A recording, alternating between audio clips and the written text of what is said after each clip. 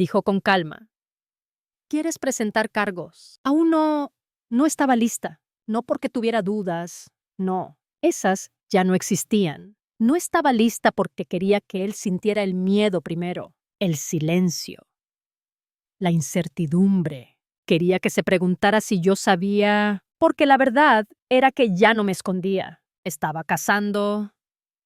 Comencé a juntar cada documento que pude, cada cuenta ligada a mi nombre, cada correo viejo, cada aviso financiero que Brandon envió por mí. Hasta contacté al banco que usábamos y pedí registros, con un pretexto legal que Juan me ayudó a redactar, pedazo por pedazo. El rompecabezas se formó, y lo que reveló me heló la sangre. Brandon había sacado un préstamo caro, usando el pequeño negocio que fundé con Ricardo en los 80, un negocio de banquetes que manejábamos desde nuestro garaje. Usó esa empresa, aún activa técnicamente, para obtener una línea de crédito de 200,000. La firmó con el nombre de Ricardo, 2 años después de que Ricardo murió. Eso no era solo una falla moral, era fraude federal.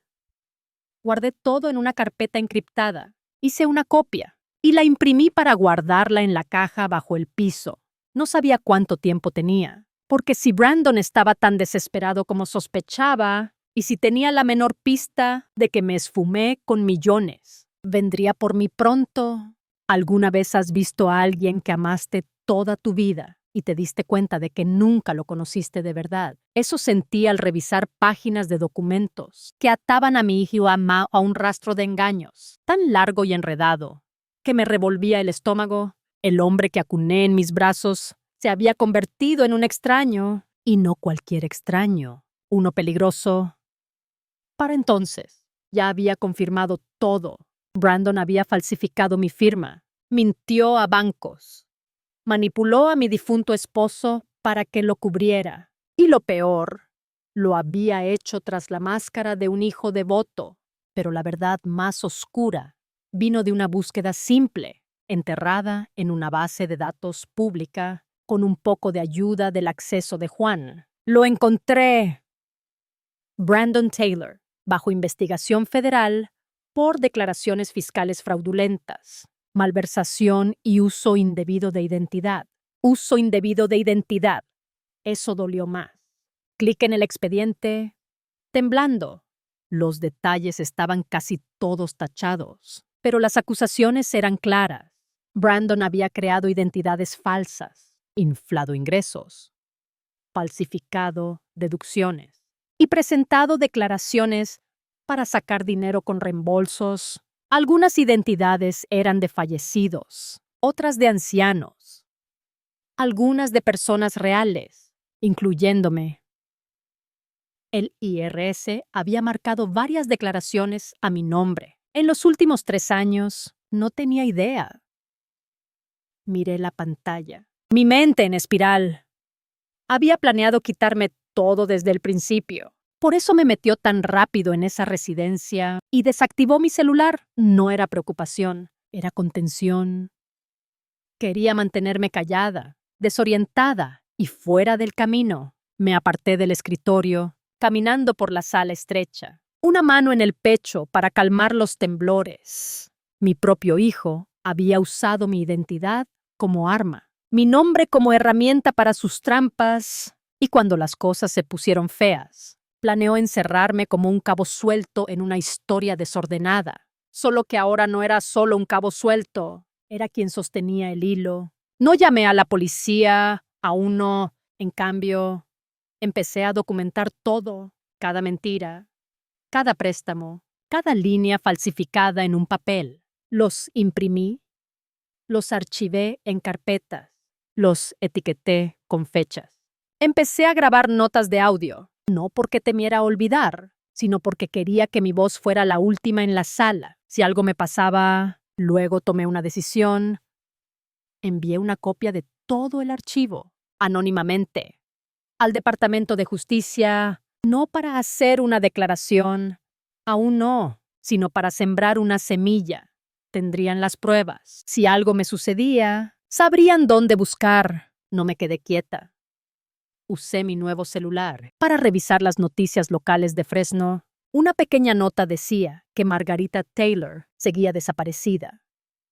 Brandon había contratado un detective privado. Según un amigo de la familia, sonreí para mis adentros.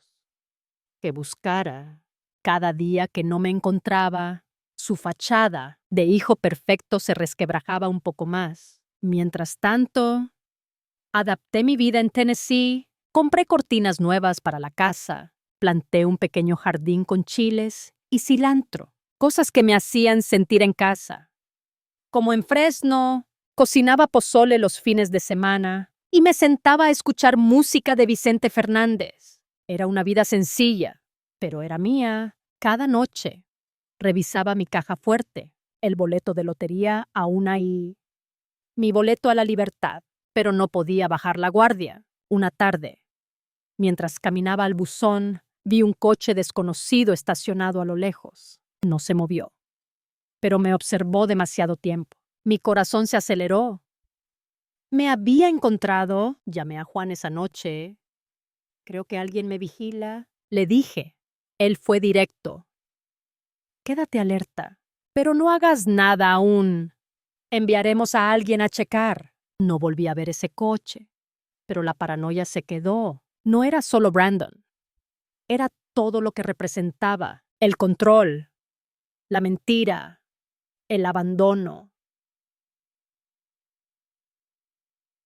Decidí que no podía seguir viviendo con miedo. Contacté a un amigo de Juan, un experto en seguridad, que instaló cámaras discretas alrededor de la casa. Si alguien venía, lo sabría. Me sentía más fuerte, como si estuviera tomando el control de mi destino. Entonces llegó otra carta, igual que la primera, papel caro, sin remitente. La abrí con manos temblorosas. Era otro documento, esta vez una declaración jurada, supuestamente firmada por mí, autorizando a Brandon a manejar mis cuentas bancarias desde hacía 5 años. Era falso, pero el detalle era escalofriante. No solo había robado, había construido una red de mentiras para justificar cada paso. Llamé a Juan de inmediato. Esto es más grande. Le dije, necesitamos movernos ya. Juan me conectó con un contacto en el Departamento de Justicia, alguien que manejaba casos de fraude financiero. Envié los nuevos documentos, anónimamente. Por supuesto, no quería mi nombre en nada. No aún, pero sabía que cada papel que enviaba era un clavo más en el ataúd de las mentiras de Brandon. Mientras tanto, las redes sociales comenzaron a moverse. La publicación de Brandon sobre mi desaparición seguía recibiendo comentarios. Pero ahora algunos empezaban a dudar. Qué raro que no haya pistas, escribió alguien. ¿Y si ella no quería ser encontrada? Sonreí al leer eso. Alguien empezaba como a entender. Una noche, mientras revisaba mi correo, encontré un mensaje anónimo en una cuenta falsa que creé. Solo decía, cuidado. Él sabe más de lo que crees. Mi estómago se retorció. ¿Quién lo envió? ¿Era una trampa? ¿O alguien tratando de ayudarme? No respondí, pero reforcé mi seguridad. Cambié las cerraduras. Contraté un servicio de monitoreo. No estaba paranoica. Estaba preparada. Y luego, un día, mientras veía las noticias, vi un reportaje local de Fresno. Hablaban de mí. Madre desaparecida. Posible víctima de explotación. Brandon estaba en cámara, con ojos llorosos, diciendo que temía que alguien me hubiera manipulado. Solo quiero que mi mamá esté a salvo, dijo. Apagué el televisor. ¡Qué descaro! El hombre que me encerró ahora jugaba a ser víctima. Esa noche, tomé una decisión. No podía seguir en las sombras. Llamé a Juan. Necesito un plan, le dije, no solo para protegerme, sino para contraatacar. Él sugirió algo audaz: ir a la corte. Brandon había solicitado una audiencia para declararme mentalmente incompetente. Quería control total de mis finanzas. Si aparecía en la corte, podía desbaratar su plan. Era arriesgado, Si iba, él sabría que estaba viva. Y quizás dónde estaba. Pero no había otra opción. No dejaría que me quitara lo último que tenía. Mi voz. Juan organizó todo rápidamente. Contrató a una psicóloga independiente, la doctora López, para evaluar mi estado mental. Los resultados fueron claros. Estaba lúcida, coherente y totalmente capaz de manejar mi vida con ese informe. Más los documentos de fraude. Teníamos una defensa sólida. Pero yo quería más. Quería que Brandon enfrentara la verdad frente a todos. La audiencia estaba programada en Fresno. Tomé un autobús de regreso. Con el corazón en la garganta, me alojé en un motel pequeño, bajo un nombre falso, y me preparé para el día más importante de mi vida. La mañana de la audiencia, me puse un vestido sencillo, gris, con aretes pequeños, sin maquillaje. No necesitaba lucir perfecta. Necesitaba ser yo. Caminé al juzgado con Juan a mi lado, mi carpeta de pruebas bajo el brazo. Cuando entré a la sala, vi a Brandon. Estaba sentado, confiado, con su abogado, hablando como si ya hubiera ganado. Entonces me vio. Su cara cambió. No era sorpresa, era pánico. No esperaba que apareciera. Me senté, manteniendo la calma. Aunque mi corazón latía fuerte, el juez, un hombre mayor con gafas gruesas, pidió que empezara la audiencia. El abogado de Brandon presentó su caso primero, diciendo que yo era una mujer mayor con problemas de memoria, que necesitaba protección, que Brandon solo quería cuidarme. Cada palabra era una mentira, pero sonaba convincente. Mostró documentos, supuestos reportes médicos que probaban mi inestabilidad. Miré a Juan. Él asintió. Tranquilo. Era nuestro turno. Me puse de pie, con la carpeta en la mano, y hablé claro. Señor juez, mi nombre es Margarita Taylor, y estoy aquí para defender mi vida. No estoy loca. No estoy perdida, y no necesito que nadie decida por mí. La sala se quedó en silencio. Sentí todos los ojos, pero no me tembló la voz. Presenté el informe de la doctora López, que confirmaba mi lucidez. Luego saqué un segundo folder, con registros de cada llamada que hice antes de irme, recibos de transferencias a un fideicomiso legal y mis registros médicos. Impecables. Juan añadió una declaración jurada de un abogado que me ayudó a salir de la residencia, confirmando que estaba en pleno control de mis decisiones. Hice una pausa y tengo algo más, pero no lo presentaré hoy, no a menos que sea necesario. No mostré el archivo con cada firma falsa, cada préstamo robado, cada documento fiscal que Brandon manipuló. Ese era mi as bajo la manga. En cambio, miré al juez. Él me metió en una residencia sin mi permiso. Tomó mi celular. Tomó mi libertad. Y ahora quiere tomar lo poco que me queda. Mi voz. Mi independencia. Mi dignidad. No lo deje. La sala estaba inmóvil. Juan, a mi lado, callado pero firme. Sus ojos se encontraron con los míos. Orgulloso, el juez se recostó, tamborileando los dedos. Necesito tiempo para revisar todo, dijo. Nos reuniremos de nuevo en 2 semanas. 2 semanas. Brandon me miró al terminar. Intentó cruzar su mirada con la mía, pero no le di el gusto. Salió del juzgado con los puños apretados. Su máscara se estaba rompiendo. Y yo salí con la cabeza en alto. La guerra no había terminado. Pero por primera vez supe que podía ganarla. 2 semanas. Ese fue el tiempo que dio el juez. Pero Brandon no perdió ni un día. A las pocas horas de salir del juzgado, redobló su campaña pública. Las noticias locales de Fresno emitieron un segmento: madre desaparecida reaparece en corte. Hijo teme explotación. Brandon habló a la cámara, ojos húmedos, voz temblorosa. Justo lo necesario. Solo quiero asegurarme de que mi mamá esté bien, dijo. Ha pasado por mucho, no piensa claro. Y temo que haya gente con malas intenciones. Vi el reportaje desde mi sala, brazos cruzados, mandíbula tensa. No había gente mala a mi alrededor, solo yo. Margarita Taylor, la mujer que lo crió, que sacrificó todo, que perdonó más de lo que cualquier madre debería, y tenía el descaro de pintarme como marioneta. Ese fue el momento en que supe que la guerra silenciosa que había declarado en mi corazón ya no era suficiente, necesitaba actuar. Llamé a Juan y le pedí que viniera. Cuando llegó, le di un sobre sellado con cada documento que había recolectado, los préstamos fraudulentos, las firmas falsas, las declaraciones fiscales que Brandon presentó a mi nombre. Envíalo, dije, no a la corte, al Departamento de Justicia. Anónimamente abrió el sobre, hojeó las páginas y asintió. Esto llamará su atención, eso espero. Pero no terminé.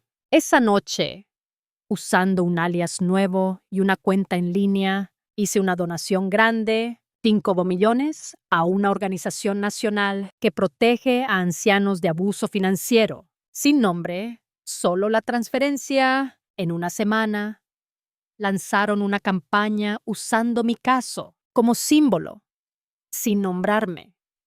Pero el momento era perfecto. La gente empezó a murmurar, a compartir, a cuestionar. ¿Cómo desaparece una madre y reaparece con dinero, pero su hijo intenta encerrarla? Los comentarios inundaron las redes. Algo no cuadra con el hijo, que ella hable. ¿Por qué no preguntan su versión? No confío en él. La imagen de Brandon empezó a tambalearse. Entonces llegó una sorpresa que no esperaba. Una periodista de un periódico grande contactó a Juan. Quería escuchar mi versión, prometió discreción, sin nombres, sin fotos, solo la verdad. Acepté. Nos reunimos en un café tranquilo, a 2 pueblos de distancia. Usé lentes oscuros y un sombrero. Nos sentamos en una mesa apartada. Ella grabó y me dejó hablar. Le conté sobre la residencia, cómo me dejaron sin avisar, cómo Brandon tomó mi celular, mis cuentas, mi dignidad. No mencioné la lotería, aún no. Cuando preguntó por el caso en la corte, solo dije, intenta controlar mi vida otra vez. El artículo salió 2 días después. Madre o millonaria, el silenciamiento de Margarita T. No pasó mucho para que la gente conectara los puntos, en línea.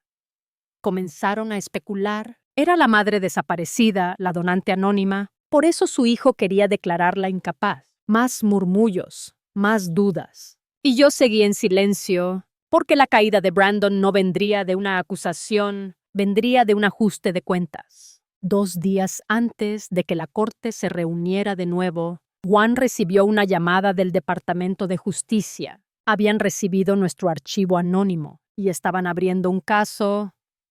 Brandon no lo sabía aún, pero mientras construía un castillo de mentiras en juzgados y cámaras, yo estaba prendiendo fuego a los cimientos. Y las llamas crecían. La segunda audiencia se sintió más fría, no por el clima, aunque el viento de Tennessee se había vuelto cruel esa semana, sino porque algo había cambiado en el aire. Brandon entró al juzgado menos confiado, sus hombros no tan altos esta vez. Su abogado susurraba con urgencia mientras se sentaban. Habían visto el artículo, el cambio en las redes, sentían las grietas. Yo me senté tranquila. Mi carpeta de documentos en el regazo. Ya no tenía miedo. Estaba enojada. No el enojo que explota, sino el que se afila hasta volverse preciso. Esta vez fuimos primero. Juan abrió con una declaración que silenció la sala. Señor juez. Comenzó.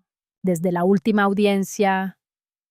Completamos una evaluación psiquiátrica independiente. Presentamos registros financieros detallados que prueban la independencia y coherencia de la señora Taylor y descubrimos, por registros públicos legítimos, que el demandante Brandon Taylor está actualmente bajo investigación federal por múltiples delitos financieros, incluyendo uso indebido de identidad y fraude fiscal. Entregó al juez una copia del expediente público. El abogado de Brandon se levantó de inmediato, protestando que esa investigación no tenía relevancia. El juez alzó la mano.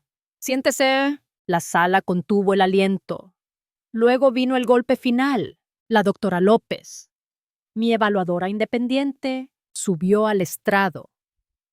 Calma, inteligente, directa.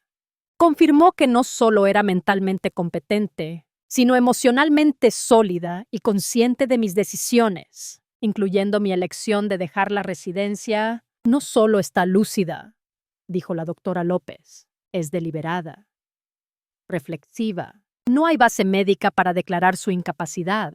Miré a Brandon.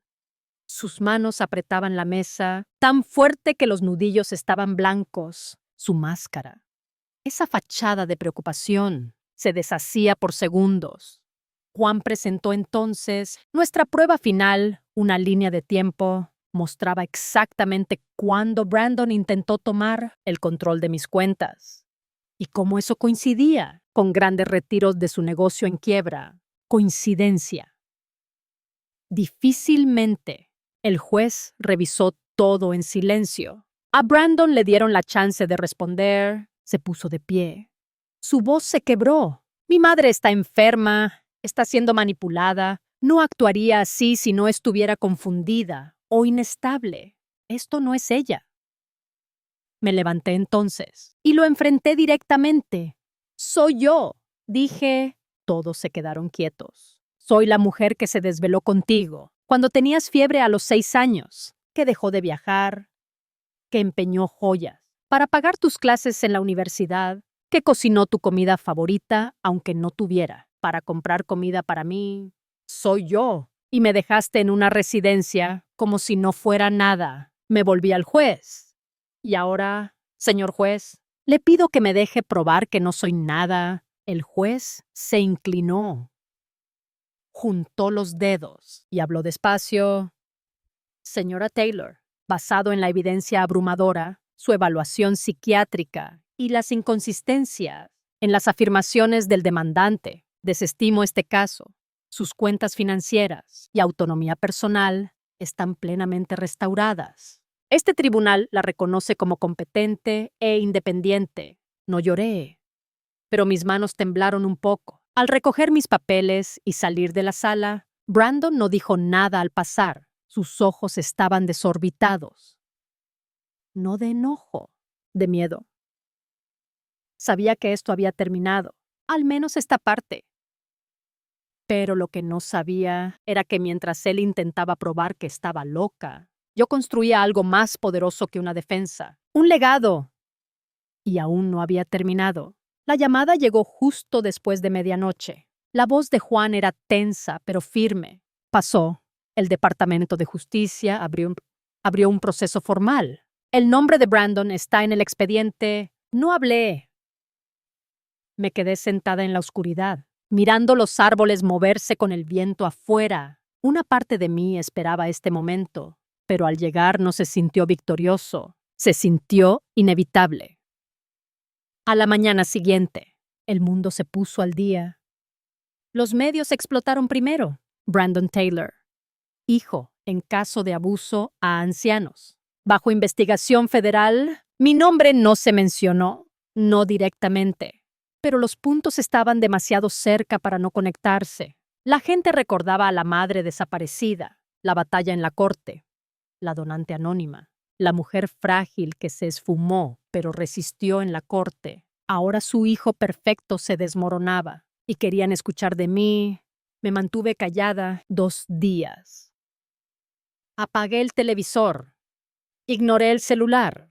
Cociné un desayuno con huevos rancheros. Vi los pájaros picotear en el patio helado. Escribí cartas que nunca enviaría. Pero el silencio no era justicia. Contacté a Sara, la periodista que me entrevistó en secreto. Le dije que estaba lista para hablar, esta vez en cámara, sin alias, sin sombras. Programamos la entrevista para el viernes siguiente. En un noticiero nacional, me preguntó si estaba segura. Nunca estuve más segura, dije. El día de la entrevista, me vestí sencillo, suéter gris, aretes de plata pequeños, sin maquillaje. No necesitaba estilistas, solo la verdad. Nos sentamos en un estudio tranquilo, luces suaves. Sara se inclinó. Margarita, el mundo conoce los titulares. Han leído sobre Brandon, sobre el caso, pero no conocen el corazón de esto. ¿Por qué ahora? Miré directo a la cámara. Porque no se trata solo de mí, dije. Es por cada padre que dio todo y fue desechado. Cada adulto mayor, ignorado, borrado o encerrado bajo la excusa del amor. Casi fui una de ellos. Y no me callaré más. Conté mi historia a la residencia, el boleto de lotería, las mentiras que descubrí, el archivo que envié. No omití nada. Los ojos de Sara se humedecieron mientras hablaba, pero no lloré. Ya no lloraba. Esa noche, la entrevista salió al aire. Millones la vieron. Llegaron mensajes de todo el país. Gente compartiendo sus historias de traición, abandono y supervivencia. Ya no era solo Margarita, era un espejo. Brandon no habló públicamente, pero fuentes cercanas decían que estaba destrozado, que su vida se caía a pedazos. Bien, él construyó esa vida con manipulación y ahora colapsaba bajo el peso de su crueldad. No me regodeé. En cambio, me puse a trabajar. Planeé lanzar una fundación para proteger a ancianos de abuso legal y financiero, no solo de nombre, sino con apoyo legal real, financiamiento, defensa. La llamé el Proyecto Margarita, porque si iban a usar mi nombre para quitarme la dignidad, yo lo usaría para devolverla. Pero el dolor seguía ahí, no porque Brandon sufría, sino porque lo había amado, con una lealtad que me cegó, y ahora tenía que aprender a vivir sin esa ilusión. Pero tenía algo mejor ahora, la verdad, y nadie me la quitaría otra vez. El arresto de Brandon no vino con sirenas, vino con titulares. Brandon Taylor, acusado por fraude electrónico, robo de identidad y evasión fiscal. Lo leí una mañana tranquila, con mi café en la mano, mi gato acurrucado a mi lado. La casa estaba en calma. Solo el zumbido del refrigerador y el viento rozando las persianas. Por un rato, solo miré el artículo. No porque no lo creyera, lo creía, sino porque había imaginado este momento tantas veces que al llegar parecía un déjà vu. Estaba en libertad bajo fianza. Claro, el dinero compra tiempo, aunque no paz, pero el daño estaba hecho. Su nombre era sinónimo de traición. Clientes retiraron sus negocios, sus líneas de crédito se congelaron, amigos desaparecieron, hasta su esposa anunció el divorcio a través de un abogado. Estaba solo. Debí sentirme triunfante, pero solo sentí un vacío. Sobrevivir a una traición no te deja entero, te hace más sabio, más agudo, quizá más fuerte.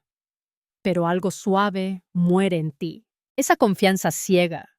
La creencia de que el amor es suficiente para mantener a alguien leal. No lloré por esa suavidad. La enterré. Fue un sábado frío cuando caminé al centro del pueblo. Por primera vez desde la entrevista, la gente me reconoció. No murmuraron. No miraron fijamente. Sonrieron. Una mujer de unos 40 años tocó mi brazo y dijo: «Le diste valor a mi mamá para salir de una mala situación».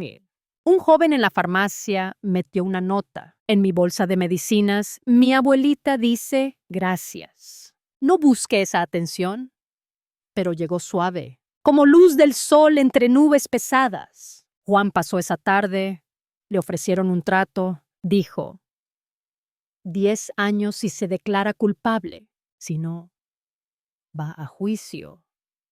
¿Y él? Pregunté. ¿Sigue fingiendo que es un malentendido? ¿Cree que puede engañar al sistema? Negué con la cabeza. Ha fingido toda su vida. Juan dudó. Todavía no ha intentado contactarte, dijo. Lo miré. No directamente, pero sí recibí algo. Una carta sobre sin marcar, deslizada bajo mi puerta una noche mientras estaba en la cocina. Dentro, una foto de mi cumpleaños 60. Yo con un suéter amarillo, riendo con pastel en la cara, Brandon a mi lado, sosteniendo el cuchillo, riendo también. En la parte trasera, una frase con su letra. Siempre creíste en mí. Lo siento. No fue suficiente. Me quedé con esa foto por horas, sin llorar, sin enojarme, solo recordando. El niño que pedía otro cuento antes de dormir, el adolescente que chocó mi coche contra un buzón y lloró cuando no le grité, el hombre que me abrazó más fuerte cuando murió su papá. Todos eran parte de él, y los amé. Pero el amor verdadero, exige verdad. Y Brandon eligió mentiras. Esa noche, quemé la foto en la chimenea, no por odio, por liberación. Vi las llamas envolver el papel, ennegrecer los bordes, borrar la sonrisa. No necesitaba una foto para recordar, necesitaba paz. Y casi la tenía. La mañana que regresé a los sauces, el cielo era gris pálido, de esos que suavizan el mundo sin ocultarlo. Me paré afuera de la residencia un buen rato, mirando el lugar donde me dejaron como equipaje. El estacionamiento estaba tranquilo, los árboles desnudos. Pero algo había cambiado. Las puertas se abrieron y María salió antes de que tocara. Jadeó al verme. Dios mío, Margarita. Sonreí. Soy yo. Nos abrazamos. No de cortesía, sino como dos personas que sobrevivieron algo. Sus brazos eran cálidos. Y me di cuenta de cuánto tiempo había pasado desde que me sentí segura en un abrazo. Adentro, el lugar lucía diferente. Los pisos brillaban. Las luces eran más claras. La sala común tenía libros nuevos, un televisor mejor y café de verdad en un rincón. Escuché lo que hiciste, dijo María, llevándome a un banco en el pasillo. Las donaciones, las entrevistas. Margarita, cambiaste todo. No, dije. Solo dejé de permitir que otros decidieran quién soy. Caminamos por los pasillos juntas. Visité el viejo cuarto de Dolores. Ahora una sala de lectura. Los empleados levantaban la vista. Algunos sonreían, otros sorprendidos. Varios residentes me reconocieron. Les asentí. Ya no eran invisibles. Y yo tampoco. Esa tarde, di un discurso en la nueva sala de actividades. Había sillas plegables y galletas caseras. María me presentó como si fuera famosa, pero negué con la cabeza. No estoy aquí por ser rica. Empecé. Ni porque me hicieron daño. Estoy aquí porque me silenciaron. Y sé que muchos de ustedes aún lo sienten. Todos los ojos me miraban. Algunos con lágrimas. Quiero decirles algo que desearía que alguien me hubiera dicho hace tiempo. No son una carga. No están olvidados y no han terminado. Los aplausos comenzaron, suaves al principio, luego más fuertes. Sonreí, sintiendo el peso de cada noche solitaria, reemplazado por algo más cálido, más pleno. Al volver a casa, finalicé el fideicomiso. El proyecto Margarita sería una organización nacional, ofreciendo defensa legal y financiera para ancianos en riesgo de ser explotados. Contrataríamos abogados, abriríamos líneas de ayuda, haríamos alianzas con residencias y tribunales. Brandon aceptó el trato 10 años. Intentó enviar otra carta. La devolví sin abrir. Ese capítulo estaba cerrado. Pasé los últimos días del año escribiendo cartas a quienes me ayudaron. Juan, María, hasta la doctora López. Les agradecí. No por salvarme, sino por estar a mi lado mientras me salvaba. Y luego, en la primera nevada de enero, Hice algo que no hacía en décadas. Escribí una carta para mí. Fue corta. Una página.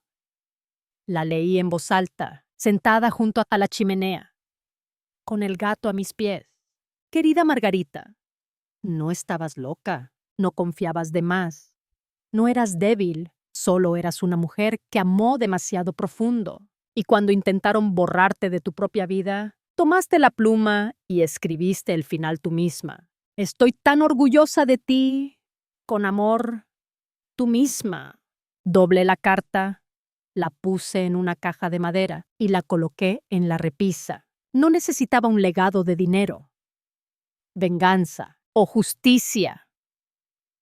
Tenía algo más grande: libertad. Y por primera vez en mi vida era completa, totalmente libre. Gracias por escuchar. No olvides suscribirte y comparte tu historia en los comentarios. Tu voz importa.